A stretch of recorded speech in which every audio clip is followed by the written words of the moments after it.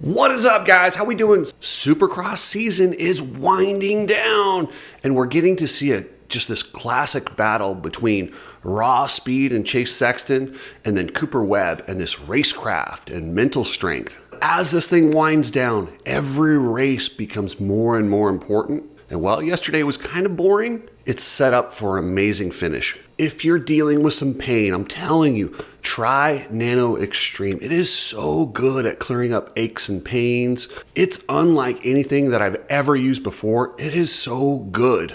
Head over to Nano-Extreme and use code Cooksy for free shipping. Complete racing solutions. If you're training your son, daughter, or child for any sport, check out Coach Rob's programs. He understands the physiology, a healthier, stronger, and more durable athlete as they grow forward. He understands there's physiological differences between adults and kids. So check out Coach Rob at Complete Racing Solutions. If you're shipping anything and you're tired of dealing with these companies because they're not easy, call up Precision Transport or go to their website, pretransport.com, a family-owned business that really believes in customer service and reasonable pricing. Hit up pretransport.com. You need people like me so you can point your fucking fingers and say, that's the bad guy. Heading into this season, the Supercross class in the 450s was one of the deepest fields we've ever seen. And I know it does that every single year, and next year it might be even deeper. But it's rare when we get the crossing of two guards. You get the new guy coming in Jet, and you still have Eli Tomac and Cooper Webb, Jason Anderson. It reminds me of 1990 when you had Bradshaw, Kudrowski, and Matasevich, but then you still had Stanton, Johnson, and Ward. It's not that often that we see two different eras line up together. That's what we got starting this season. But as this series comes to a close, we have your injuries, we have a lot of guys who've lost touch with the title, and the intensity drops. So for the guys who still have a legitimate shot at the championship, the intensity completely ramps up. The rest of the guys, they're kind of going through the motions, just trying to get through it, testing outdoors during the week, and you see a big separation in the field. And that's tough. That's tough for a guy like Chase Sexton who's trying to make up points, because it does look like they could go 1-2 for the next 3 rounds, and that's how they may end up finishing. We've seen it before. I think Chad Reed did that to Ricky Carmichael back in the day. He beat him in like the last 5 straight races, but he was at such a points deficit, it didn't matter. They went 1-2. Actually, I think Fonseca even got thirds. They went 1-2-3 bunch of times in a row. We could see something like that this year. And this track definitely the design leaned towards Chase Sexton.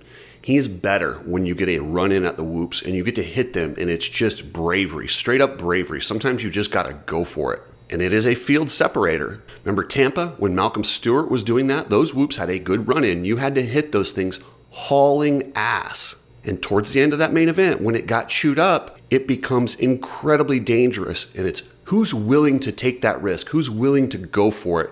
And Chase Sexton is going for it. But I think he flipped the tables a little bit on Cooper Webb. There was that section after the whoops where, Webb's struggling to get through the whoops. So he keeps it in his back pocket that he can go all the way over that table in the section after the whoops. Well, Sexton had something in his pocket. He landed on top and was able to hop off of there, which I saw a couple guys try it. Sexton in that main event made it look easy. He did it every lap consistently. Even the last lap when he didn't have to do anything, he still did it. It was that easy for him. Meanwhile, Webb's line was probably a little bit faster going all the way over the table, but he couldn't get it every lap. That's usually what Sexton does. So meanwhile, Sexton's taking the consistent and fast line, averaging it out through the main event, where Webb was going for the big one to try and really make up time. He was desperate knowing how much time he was losing in the whoops.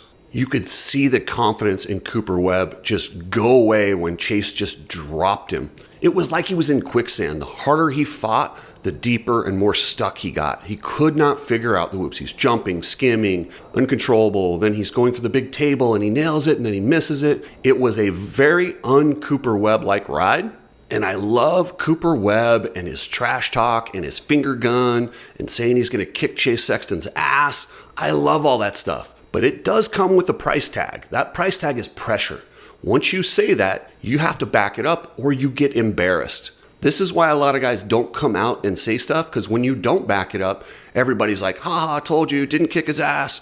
And that's fair because that's what it brings on. So yeah, it adds a lot of undue pressure that a lot of these guys don't want to deal with. That's why they keep their mouths shut. But don't think for a second that they don't actually feel that. Those guys up there being politically correct, they still, I'm sure behind closed doors, are like, I'm going to kick his ass next week. I like it. Keep bringing it to the forefront. I love it. Even though Webb had a bit of egg on his face here, it doesn't matter. I still will take that any day of the week over some boring, politically correct podium speech. But what it did do is it kind of put the emphasis on Chase Sexton. Chase Sexton is a guy who can get into his own head. The only guy that can beat Chase Sexton is Chase Sexton. And I do think Webb's trash talk backfired a little bit. I think by saying what he said and, doing the things that he did, I think he has focused Chase Sexton to a level where he's not making those mistakes. But for Cooper Webb, he's very, very fortunate that the field has thinned out and he was able to get second place. It doesn't matter if you lose by 30 seconds or a half of a wheel. It's still only 3 points in this championship. There's 3 rounds left, and Cooper Webb just has to take points from Sexton at one of those, assuming he wins. So both guys control their own destiny. But what Webb has going for him is he's got this incredible self-belief. He can lose by 30 seconds. He still thinks in his mind he's going to come back and figure it out the next week, and he does. He's a lot like Chad Reed in that sense. I remember thinking Chad Reed's delusional. He would get smoked by James or Ricky and be like, yeah, I got him. I got this figured out. I can get it for next week. And I'm like, no, you can't. You're so far off. But his own delusional self-belief almost made it happen to where he was able to get back in there. Cooper Webb has that same confidence and self-belief that like Chad Reed had. And I think he's absolutely going to. There will be at some point in this 3 rounds, they have a knockdown, drag-out battle. And it's going to come down to who's mentally tougher. Do you bet on speed? Or does Webb and his grittiness get it done? I can't wait. We got 3 weeks to decide this thing.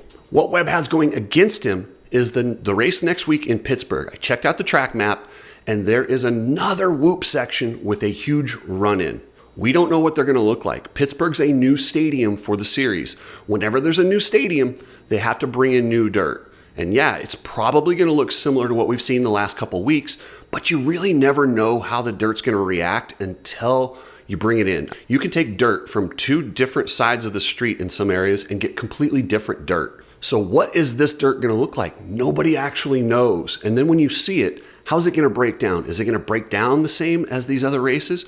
So there's a whole curveball thrown in Pittsburgh. It's a new stadium where nobody has history. Nobody has good memories. Nobody has bad memories. And I know it's a little ways out, but the weather looks like it could be an issue. So there's so many factors. 3 open air stadiums, a new stadium. The 450 guys don't get like a shootout at the end. That's what I like about the 250s, but I'll talk about that tomorrow. But the other thing with new dirt, it's the first time they sift it. Quite often when they bring in new dirt, you see lots of debris. We've seen flat tires. We've seen crazy stuff. Hopefully nothing like that happens in this championship, but that's something to watch for next week. We got a curveball. I don't like it's a day program though. Seriously, the day programs suck. But I think Chase really likes the day programs. A lot of his silly mistakes and the dumb things he's done are late night, usually early in the series, West Coast. He doesn't make a lot of those tuck the front end, silly mistakes early. I think when they run it late night under the lights, I don't know if it's mental fatigue or whatever the issue is, but when they run the day program, Sexton doesn't make as many mistakes. So that plays against Cooper Webb. But we are watching a battle of 2 titans, both former champions. Webb's got 2 championships. Sexton's got 1. And they both know this might be their last chance at a Supercross championship. It is so rare to be within striking distance with 3 rounds to go, and they both have this opportunity. I mean, who knows? Maybe they'll come back and get some more, but you have to grab these opportunities when they're there because you never know when you're going to get another one. To get into the position where they could both win this championship, you have to survive 14 rounds of traveling the country, illness, avoiding injury. It's tough. It's very tough. And both these guys know how rare it is and how bad they want to close this thing out. Check out Ride Strapped, best goggles, glasses, shirts, just a really cool company that I'm happy to be associated with. Check out Ride Strapped, get your Red Pill shirts, and check those guys out. Alias MX gear is making a comeback. Justin Starling's out there wearing it. They've got their new ombre gear, some really high quality products. So if you want some cool gear, check out aliasmx.com. So now let's talk about the rest of these guys. And you can see the intensity with the field has dropped. This happens every year. Once they lose sight of that championship, it changes it. It can become monotonous. The teams take the number 2 riders like Plessinger, Cooper, and they say, you know what, we're heading outdoors. And they kind of focus the outdoor setup on the guys who are not battling for that championship. And I think you can see it as the field separates. These guys are not willing to take those extra risks that they might have early in the season when they thought they could still get in there and be a factor in the championship. Now that that's completely gone, they're not as willing to take risks because they know there's another series right around the corner. They only get 1 week off and then they go outdoors. Do you really want to risk everything when you can't you can't get a championship when you're about to go race the outdoor series? And you get a fresh slate, you become a contender again, at least at round 1. That is kind of what goes through these guys' heads.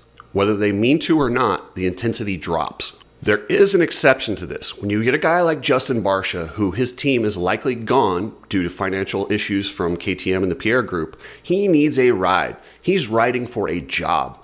That dude was fighting. He did not have the speed to be in 3rd place, but he was just going for it. He was willing to put Aaron Plessinger in the 3rd row if he had to. He wanted that podium so bad. He's racing for his career. He's not just cruising because he knows he has a contract for next year. His intensity is much like the championship guys. He's all in. So he could be a wild card with 3 rounds to go. He needs to prove he's still got it if he wants to have a job in 2026. But I think Justin Cooper and Aaron Plessinger not so much, but Justin Cooper needs to stop bowing down to his teammate. Who knows what the series is going to look like next year? Jet will be back, Hunter will be back, Anderson will probably be back. Who knows who's going to step up as one of these 250 kids? You never know when you're going to be a consistent front runner and have a legitimate shot at winning a race. If he just keeps kind of giving way to his teammate, he's going to be pissed later on in life. Ron Lachine did this quite a bit for Jeff Ward back in the day. He always let Wardy win because he wasn't in the championship fight. I talked to him at one of the Tucker Rocky sales meetings, and he said he regretted it. He really did. He wished that he would have taken more wins when it was on the table, but he wanted to be a good teammate. But he's like, in the end, it didn't really matter. I just should have done what was best for me. And he did absolutely regret not going for some of those wins when he wasn't in the championship fight. Because in the history books, it still counts. Winners matter. Championships are most important, but you want to put your name in there as a race winner too. And then you got guys like Shane McElrath, Dylan Ferrandis, Joey Savacci, and Justin Hill. This is a great time to ramp up your intensity and go for it. The field is vulnerable. Typically they're not guys that could get inside that top 5. They can now, and they need to take advantage of it. These are results that you can take into the bargaining table when you're doing whatever deal you're doing next. They need to take advantage of the lowered intensity level of the entire field and get some results on the board for their own careers. And man, I wanted to watch MXGP today. I had no idea they didn't race on Easter. So they have this weird schedule where they did the qualifier yesterday, take Sunday, Easter Sunday off, the whole paddock, nobody's racing on Sunday. Then they come back and race on Monday. Kind of weird, but hey, at least we got some racing on Monday. And I'll have a video breaking down whatever happens in MXGP later this week. But I want to thank you guys. I appreciate everything, especially you members who are all entered to win